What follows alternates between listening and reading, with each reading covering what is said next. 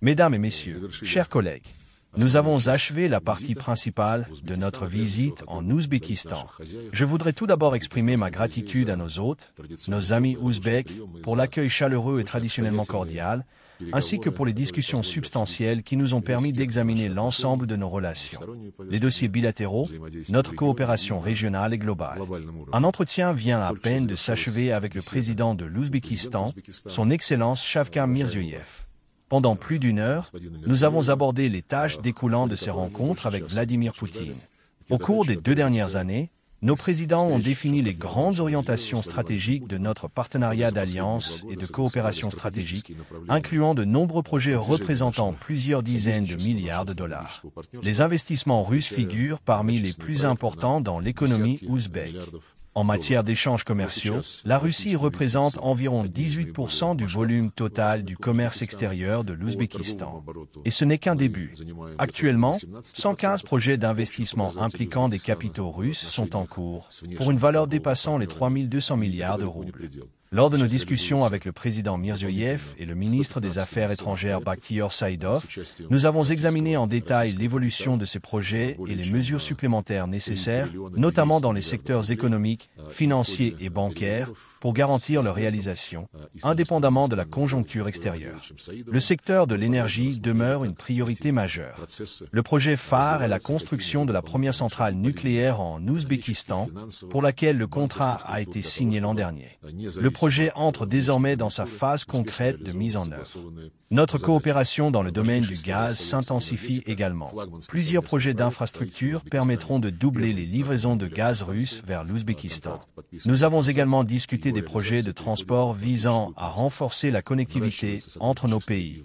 Des efforts sont en cours pour accroître le volume des transports ferroviaires, tant de marchandises que de passagers. Des projets sont envisagés pour élargir les corridors internationaux de transport existants dans les axes nord-sud et est-ouest. D'autres projets visent à renforcer l'interconnexion non seulement entre nos économies, mais aussi entre l'infrastructure de l'Asie centrale et celle de la Russie.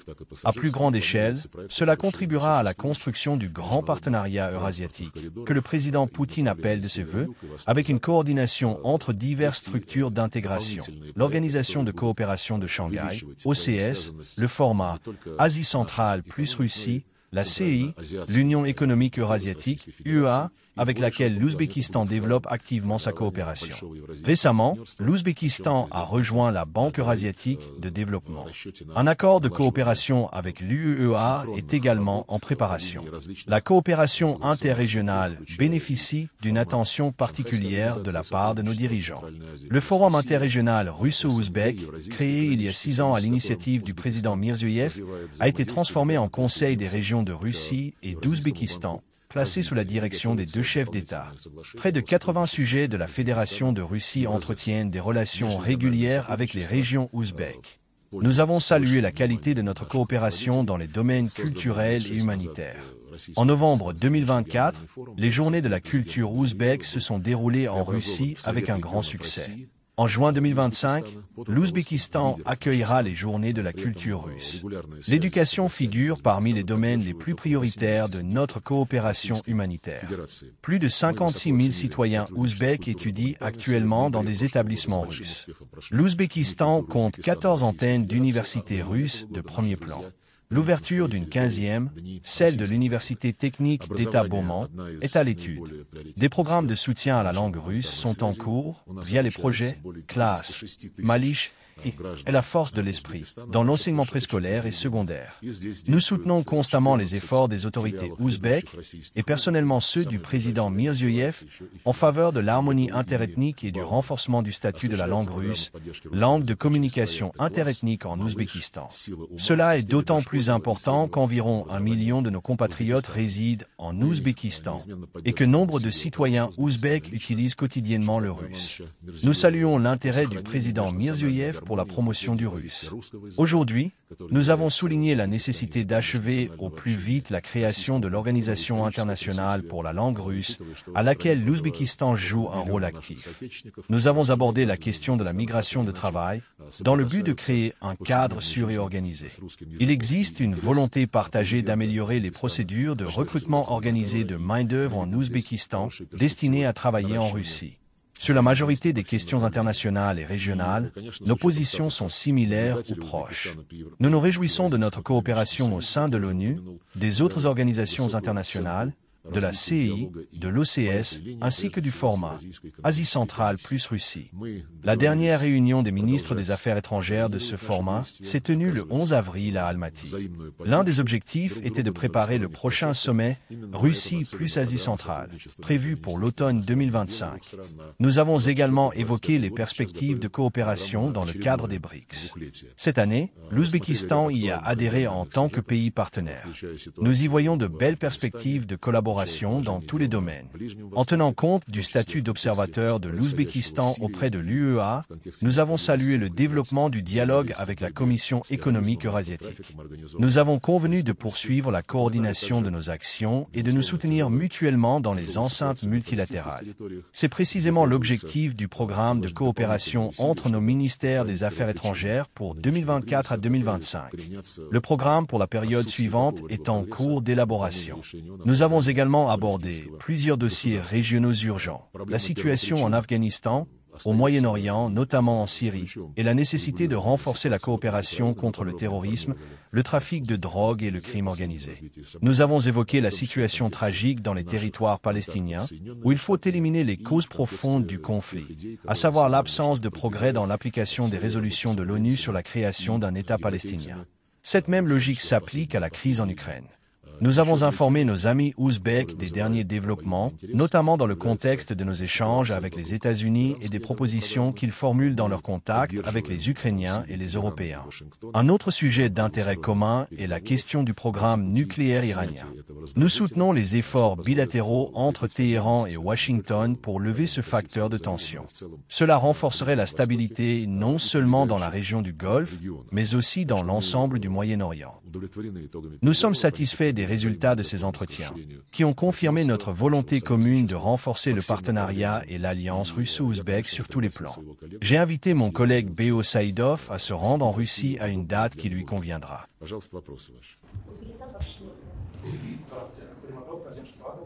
Question. Selon vous, la visite a-t-elle été productive en termes d'élargissement de la coopération bilatérale entre les ministères des Affaires étrangères et de mise en œuvre des objectifs fixés par les chefs d'État lors de leur visite au plus haut niveau? Sergueï Lavrov. Il n'est pas très modeste d'évaluer soi-même les résultats de sa propre visite. Ce sont nos dirigeants qui en jugeront. Mais je peux dire que nous sommes satisfaits d'avoir pu dresser un panorama large et détaillé de tous les axes de coopération, en nous basant sur les instructions données par nos présidents lors de leurs rencontres régulières et fréquentes au cours des 2 dernières années.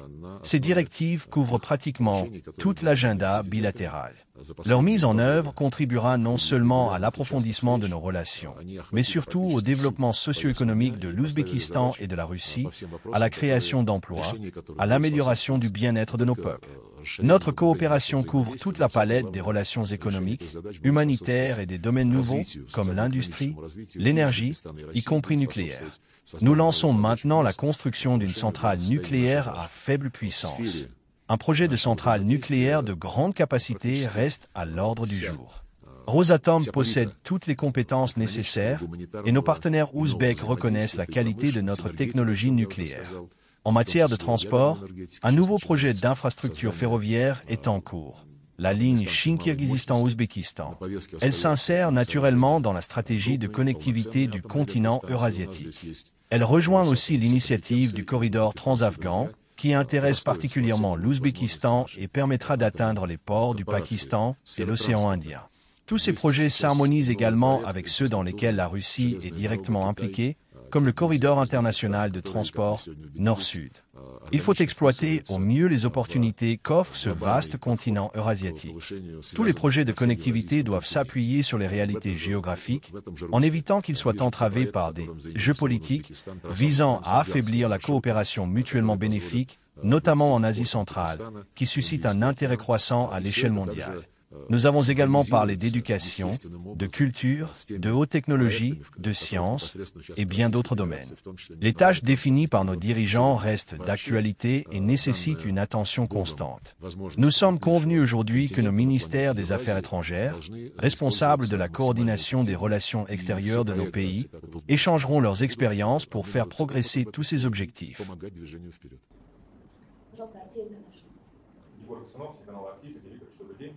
Вы сейчас упомянули формат Центральная Азия плюс Россия, и действительно сейчас развернулась настоящая конкурентная борьба. Question. Vous venez d'évoquer le format Asie centrale plus Russie. Il est vrai qu'une véritable lutte d'influence se joue actuellement en Asie centrale.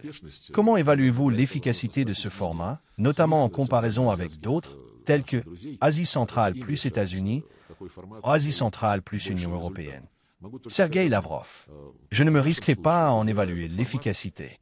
Pour cela, il faudrait interroger nos amis d'Asie centrale eux-mêmes. C'est à eux qu'il revient de déterminer quel format leur apporte les résultats les plus concrets. Je peux seulement souligner une chose, dans le cadre de ce format, un sommet a déjà eu lieu, ainsi que plusieurs réunions des ministres des Affaires étrangères. Le prochain sommet est prévu pour le mois d'octobre, en marge du sommet de la CEI à Dushanbe. Nous partons du principe que cette coopération ne peut être que mutuellement bénéfique et qu'elle repose sur des accords convenus librement entre toutes les parties prenantes.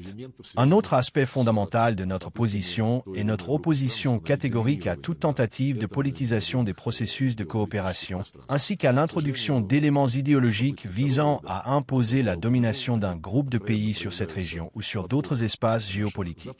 Malheureusement, les tentatives de ce genre, celles que je viens d'évoquer, sont flagrantes dans l'approche de nos collègues occidentaux vis-à-vis de la coopération avec les 5 pays d'Asie centrale.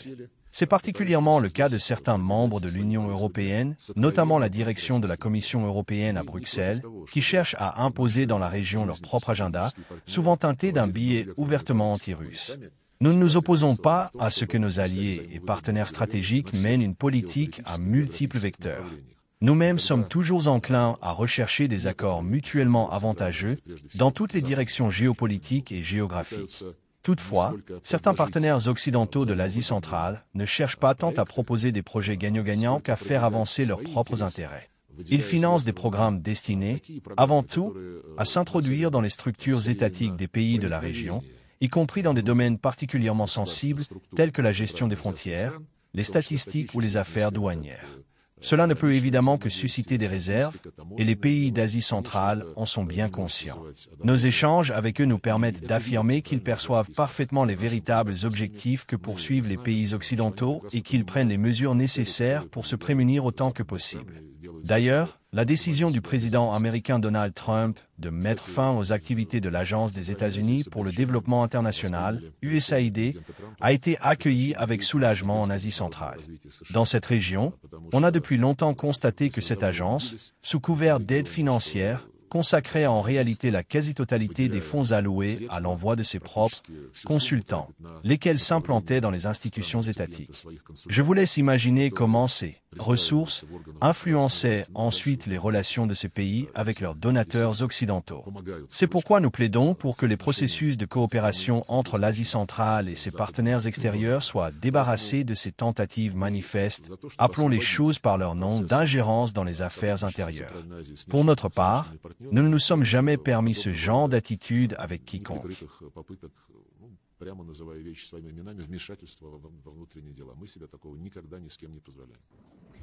Question. À la suite de la décision de la Cour suprême de Russie de retirer le mouvement taliban de la liste des organisations interdites, faut-il s'attendre à des actions plus actives de la part de Moscou concernant l'Afghanistan? Une coopération conjointe avec l'Ouzbékistan sur le dossier afghan a-t-elle été abordée, sachant que ce pays fait partie de ceux qui collaborent le plus étroitement avec Kaboul? Sergueï Lavrov. Notre engagement sur le dossier afghan n'a jamais faibli. Effectivement, nous avons récemment achevé toutes les procédures requises par notre législation afin de suspendre la décision par laquelle les talibans avaient, en leur temps, été inscrits sur la liste des organisations terroristes. Dans les faits, depuis que les talibans ont pris le pouvoir en Afghanistan à la suite de la fuite de l'administration de Joe Biden et de ses alliés occidentaux, nous avons toujours maintenu notre attention et notre coopération avec les nouvelles autorités afghanes. Notre ambassade n'a jamais fermé, ne serait-ce qu'un instant. Bien plus, elle est restée présente à Kaboul et entretient un dialogue quotidien avec les nouvelles autorités, à tous les niveaux, de manière mutuellement bénéfique sur de nombreuses questions. Dès l'arrivée des talibans au pouvoir, nous avons prôné leur inclusion dans les formats multilatéraux créés pour traiter du dossier afghan. Je pense notamment au format de Moscou sur l'Afghanistan, qui est, de l'avis général, l'un des plus efficaces. Dès les premiers jours suivant le changement de pouvoir à Kaboul, ce format a intégré des représentants des talibans. J'ai moi-même rencontré une délégation venue à Moscou peu après cette prise de pouvoir, dans le cadre d'une réunion de ce format. Il en va de même pour le groupe des pays voisins de l'Afghanistan, qui accomplit également un travail précieux. Un mécanisme existe aussi au sein de l'Organisation de coopération de Shanghai, OCS, que nous mobilisons activement. La coordination et l'harmonisation de ces formats aident les nouvelles autorités afghanes à mieux comprendre les recommandations des pays voisins qui visent à favoriser la réconciliation nationale au sein de la société afghane. C'est essentiel pour le développement futur du pays, mais aussi et surtout pour prévenir toute aggravation ou déstabilisation de la situation.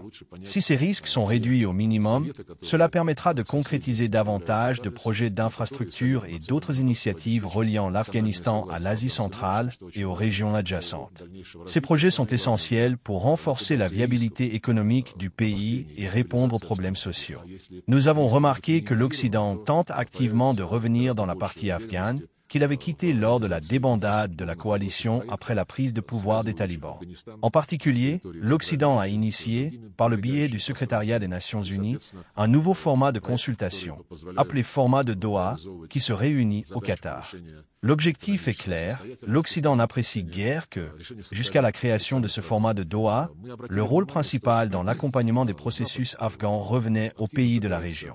Nous ne nous y opposons pas, à condition que la participation des pays occidentaux à ces efforts collectifs soit honnête et ne dissimule pas une arrière-pensée. C'est pourquoi nous participons aussi au processus de Doha. Celui-ci a mis en place, à titre expérimental, des groupes de travail, notamment sur la lutte contre le trafic de drogue. Pour l'heure, nous n'observons aucun résultat tangible émanant de la participation des représentants onusiens et occidentaux à ces efforts collectifs. S'il émerge des projets mutuellement acceptables et surtout acceptables pour les autorités afghanes, nous ne nous y opposerons pas. Ce qui importe avant tout, c'est d'éviter toute tentative de réintroduction de doubles standards ou d'agendas cachés. Il est inacceptable, et pourtant de telles tentatives existent, de chercher à réimplanter sous un prétexte ou un autre des infrastructures militaires des pays de l'OTAN dans la région. De telles initiatives ne feraient que créer une nouvelle bombe à retardement, peut-être même pas si retardée que cela. Nous sommes en contact étroit avec nos collègues d'Asie centrale et nous constatons une convergence de vues sur ce point. Aucun d'entre eux ne souhaite accueillir sur son territoire des éléments d'infrastructures militaires de l'OTAN. Et ils ont raison. Le Pakistan adopte la même position. Nous plaidons activement pour la levée du gel des réserves de l'État afghan actuellement bloqué aux États-Unis. Cette mesure est indispensable pour faire face aux graves problèmes socio-économiques auxquels le pays et son peuple sont confrontés. Je le répète, les autorités en place à Kaboul sont une réalité. Il faut en tenir compte si l'on veut mener une politique pragmatique et non idéologique. Question. Lors de l'heure gouvernementale, à la Douma d'État en février de cette année, vous avez déclaré que le durcissement du régime d'entrée en Russie pour les citoyens d'Asie centrale en tant que migrants de travail ne correspondait pas aux intérêts à long terme de notre pays. Peu avant, des expulsions de migrants illégaux ont été effectuées et un registre des personnes à surveiller a été mis en place. Au cours des 2 dernières années, environ 15 lois ont été adoptées, imposant diverses restrictions au séjour et à l'entrée des migrants en Russie.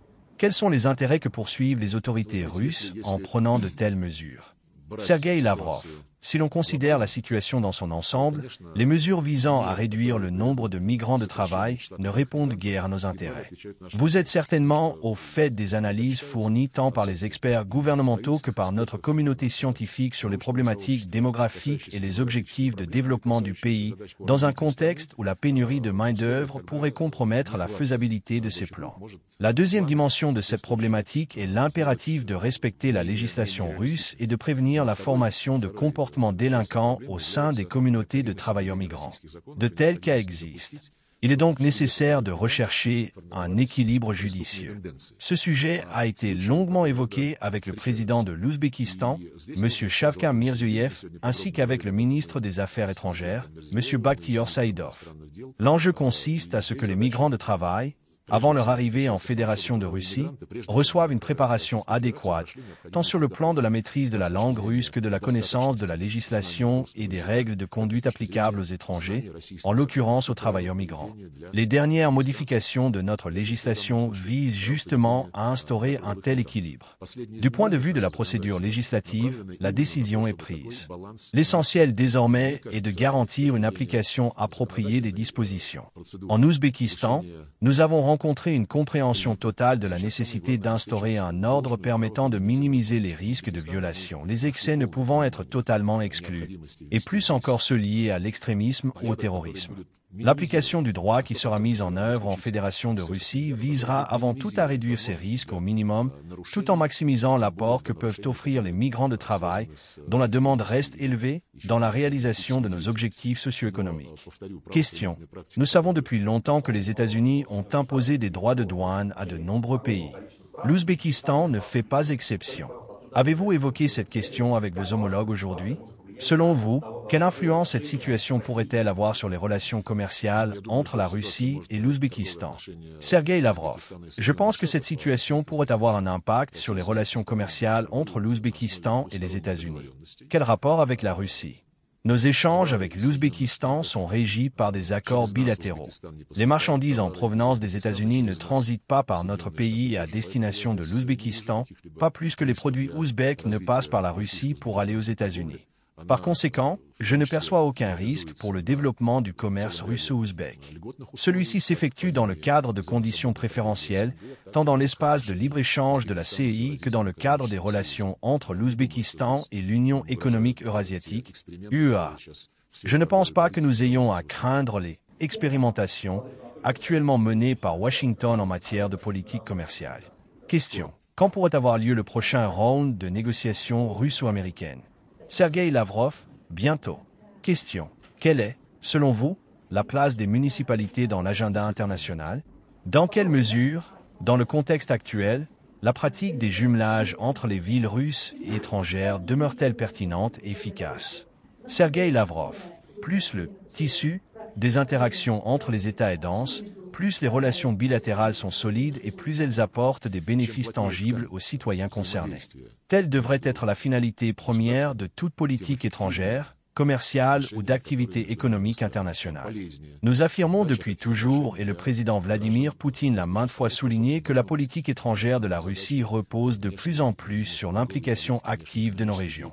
Pratiquement tous les sujets de la Fédération entretiennent des liens étendus avec leurs partenaires, provinces, régions, parfois même éloignées de pays voisins ou non. Lorsque ce processus se prolonge au niveau municipal, il se consolide encore davantage et s'enracine plus profondément. Nous encourageons vivement les liens de jumelage ainsi que toute forme de coopération entre municipalités. Il existe des programmes dédiés à cet effet, qui sont de plus en plus intégrés dans les activités pratiques de l'Organisation de coopération de Shanghai, OCS, des BRICS et d'autres structures auxquelles la Russie participe.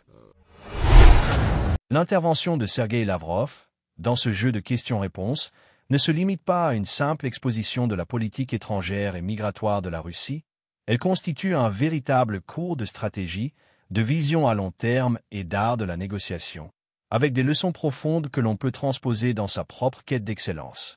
D'abord, Lavrov met en lumière une première règle fondamentale pour toute progression durable. Penser globalement, agir stratégiquement.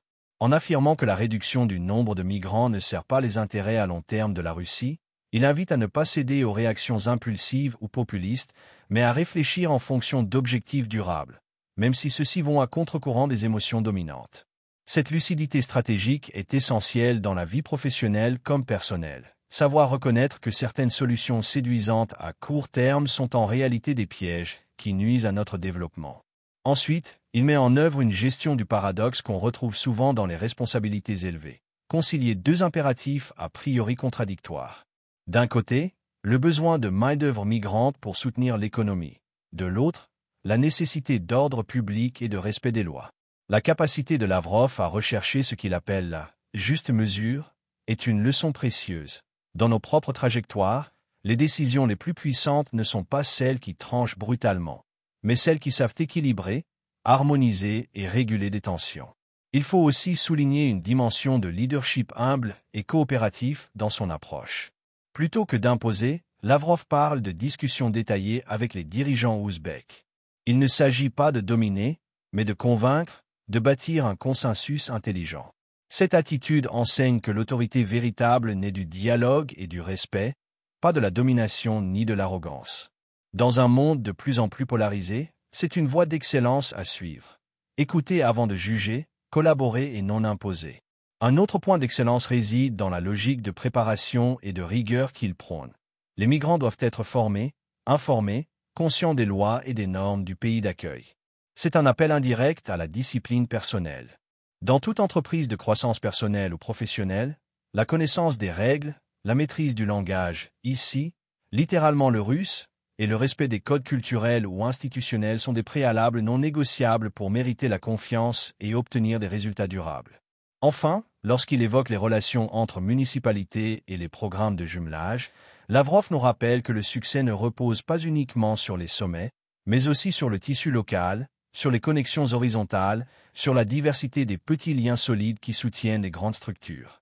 Cette vision nous invite à cultiver nos réseaux, nos relations de proximité, nos engagements communautaires, car ils constituent la base solide d'une influence durable.